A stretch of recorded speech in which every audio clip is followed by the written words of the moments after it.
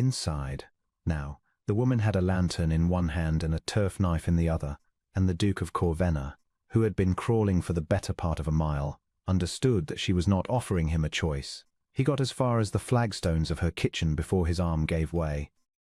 Out on the black shoulder of the moor, 5 or 6 horses were coming up the old drove road at a trot, and the sound carried the way sound does across heather at night, flat and close and much nearer than it was.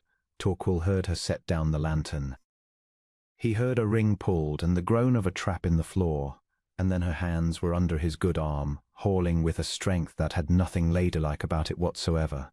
6 steps, she said. Do not fall down them. I cannot carry you up again.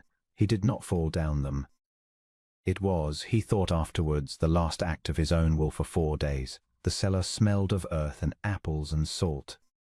She rolled him behind a rank of barrels, into the hollow beneath the ledge where the peat was stacked, and pulled turfs down over him until nothing showed but a strip of face, and put her hand flat against his mouth for 1 hard second, which said everything that needed saying. Then the trap shut, and the dark closed, and above him the hooves came into the yard. He heard it all through 18 inches of board and flag. Boots the kitchen door. A man's voice, loud in the way men are loud when they wish to be thought official. Woman, there is a fugitive on this moor. There is nothing on this moor but weather, she said. Her voice did not shake. It was not even raised. And you are letting mine in. We are searching every dwelling from Tor Cross to the water. Search then. Mind the churn. They searched. Torquil lay under the peat and heard them turn over her small poor life above him. A box dragged, a bed shifted, the dresser hauled from the wall. Once a boot came down on the trap and stopped, and the dust of it fell on his face, and he did not breathe. What is below? Roots and last year's apples. The ring is stiff. You will want both hands. There was a pause of perhaps 3 seconds, and in it the Duke of Corvenna learned what it is to have his whole life resting in the mouth of a woman whose name he did not know. Leave it, the man said at last. It stinks. They went. He heard her bar the door and heard her stand a long while against it, not moving. Then the trap opened, and the lantern came down, and she knelt by him in the earth smell and began, without one word of preface, to cut his coat away from his shoulder. Her name was Moor. He got that much on the 2nd day, between the fever and the cold that came after it, and not much else, because she was not a woman who talked to fill a silence. She kept bees. 9 hives stood in the shelter of the wall behind the cottage, and she went out to them at first light and came back with her hands smelling of smoke. Her father had been a lay preacher on that moor for 30 years and had taught her to read, and had died in the spring, and she had stayed because there was nowhere else, and because the hives were his.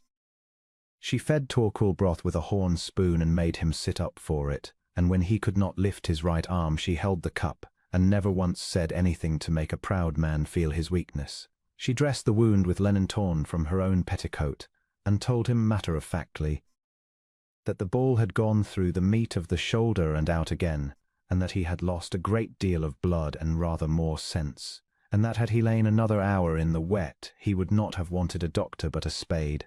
On the 4th day the fever broke, and he found he could think again. "You have not asked my name," he said.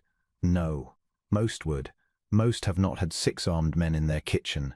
She was at the fire with her back to him. "You will tell me or you will not." "Vaunce," said Torquil, which was true and about 1/3 of the truth. Morwenna turned round. She had a plain, strong face and grey eyes that were entirely too steady, and she was holding his shirt which she had washed, and which she now folded over her arm so that he could see the collar. "There is a device worked in the linen," she said, "a hound and a broken tower. My father showed me the Corvenna arms on the church board at Tor Cross when I was 9 years old." She laid the shirt on the chest. "I have known since Tuesday. I did not ask, because a man who has been shot at is entitled to keep his own counsel until he can stand." He looked at her a long moment. There were 400 people at Corvenna who would not have dared that speech, and half of London that would have sold him for less than the price of the linen. "Then you know what I am worth," he said. "I know what you would be worth to them." She sat down on the settle. "Your Grace, they came back the day after, and they will come again. So you had better tell me who wants you dead, because I am the one who will be lying to them." So he told her.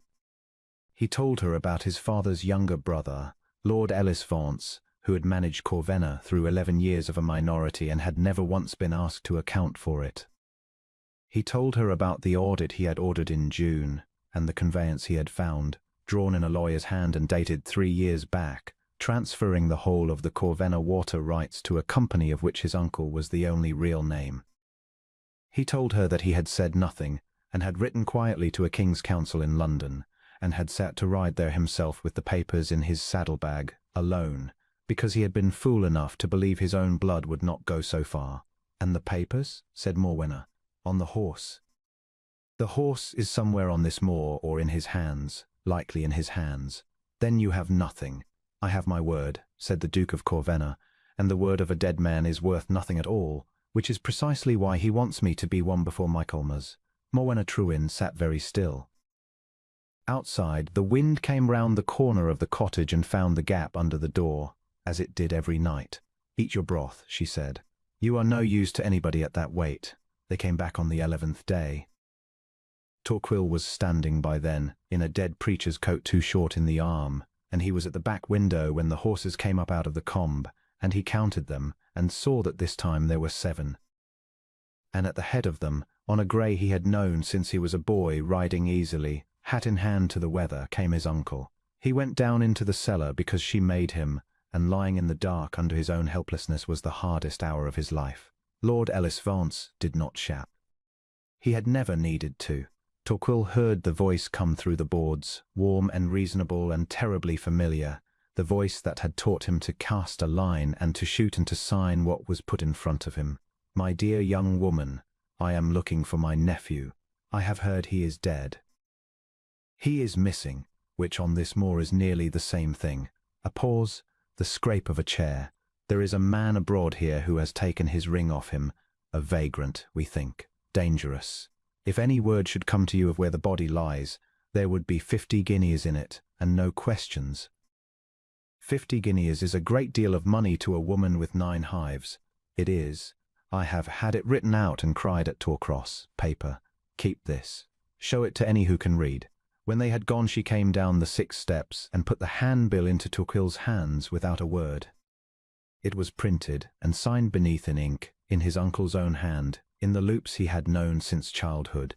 50 guineas for information leading to the discovery of the body of His Grace the Duke of Corvenna. He looked at the date.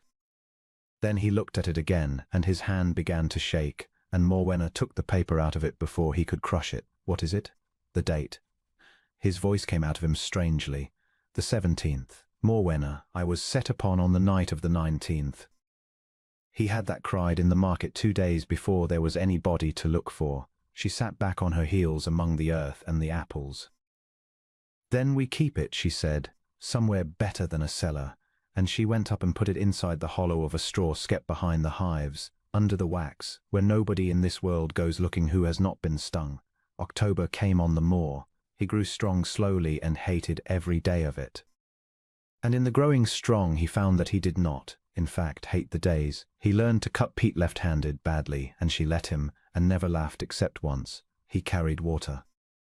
He sat on the wall in the low sun while she worked the hives in her veil and her gloves of soft leather, and when a bee came and settled on the back of his hand she said, "Be still," and he was still, and it went away, and she looked at him across the smoke and smiled. The Duke of Corvenna, who had been shot at by his own blood and had not flinched at it, found his heart going harder at that smile than it had gone in the cellar. One evening she read aloud to him, because his eyes still swam, and he watched her mouth make the words by rushlight, and thought about the fact that she had lied to 7 armed men with her chin up, and had never once asked what she would get for it. "You will go back," she said, without looking up. "When you can ride." "Yes."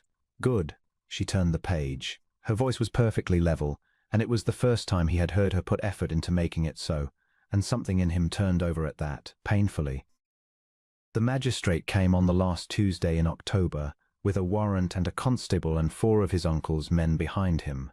Torquil watched them come up the track and knew that the choice had arrived, and that he had about 90 seconds in which to make it. The warrant was for Morwenna Trewin, on the sworn information of Lord Ellis-Vance, for harbouring the vagrant who had murdered the Duke of Corvenna and taken his ring. He heard the constable say her name. He heard her answer, "I am she," in that flat, calm voice. If he stayed below, he might reach London in a fortnight with a lawyer at his back. If he went up, he would be one weak man in a dead preacher's coat, with no papers and no proof, before a magistrate who might well be bought, calling himself a duke. Torquil Vance did not spend even one of the 90 seconds upon it. He came up out of the trap and stood in her kitchen doorway with his shoulders strapped beneath a borrowed coat, and said, "Put that warrant down. I am Corvenna." The room went entirely silent. What followed was ugly and brief. One of his uncle's men swore he was an impostor and a murderer besides, and there was a moment, a very bad moment, when the magistrate looked from the shabby coat to the 4 armed men and back again, and Torquil saw the whole thing swing like a gate in the wind. And then Morwenna Trewin walked out to the hives in front of them all, and put her bare hand into a straw skep, and came back with a handbill folded in a scrap of wax cloth, and laid it flat on her own kitchen table. "Sir," she said to the magistrate, "read the date." Then ask that gentleman's master how he came to advertise for a body 2 days before there was one. The magistrate read it. He read it twice. He was a slow man, but not a stupid one, and he had a clerk with him, and the clerk had the register of what had been cried at Torcross Market and upon which day. The rest belongs to the assizes and not to this Moor. Lord Ellis Vance was taken at Corvenna 8 days afterwards, in the library, and the conveyance was set aside at the spring sitting, and he never came into that country again. Torquil was carried off to all of it within the hour, in a magistrate's chaise, with 15 things to say and no time to say a single one. He got as far as her gate and turned round. Morwenna stood at her door with the wind pulling her hair loose. "Go on," she said. "You have a house to save." He came back in March on foot, alone, with no outriders and a good coat that fitted him. She was a hives. She did not run to him. She straightened, set down the smoker, pushed the veil back from her face, and stood with the Moor going gold and brown behind her, and her mouth was not quite steady, which was the first time he had seen it so. "You are well," she said. "I am well." Toole stopped an arm's length from her, which was as near as he trusted himself. "Morwenna, I have spent the winter in rooms full of men congratulating me upon my deliverance. Not one of them lied to 7 riders for my sake. Not one held a cup to my mouth when I could not lift my own arm." He drew breath. "I have 400 people who owe me their rent, and one woman in the world to whom I owe my life. I have not come to pay her, because it cannot be paid. I have come to ask her to marry me." She looked at him a long moment, the bees going about their business between them in the cold, bright air. "You will be laughed at," she said. "A duke and a Moor woman who smells of smoke. They laughed at me for being shot by my own uncle. It did me no harm whatever." He put out his hand, palm up, and waited, and did not close the distance himself. "Say yes or say no, but say it plainly. You have never said anything to me any other way." Morwenna Trewin put her hand into his. There was propolis on her fingers and a healing sting on her wrist, and it was the finest thing he had ever held. "Yes," she said. "They were married at Torcross in May, and the whole parish came up over the tops for it." And afterwards the new Duchess of Corvenna walked out to the hives in a wedding clothes and knocked upon each skep in turn with a little iron key and told the bees, as her father had taught her, that there had been a marriage in the house and that they were to stay. Torquil stood in the heather behind her with his hat in his hand and listened to his wife, talking to 9 straw baskets on a hillside, and thought there was not a room in all of Corvenna, nor a title in the gift of the crown, worth 1 hour of that windy, ordinary afternoon.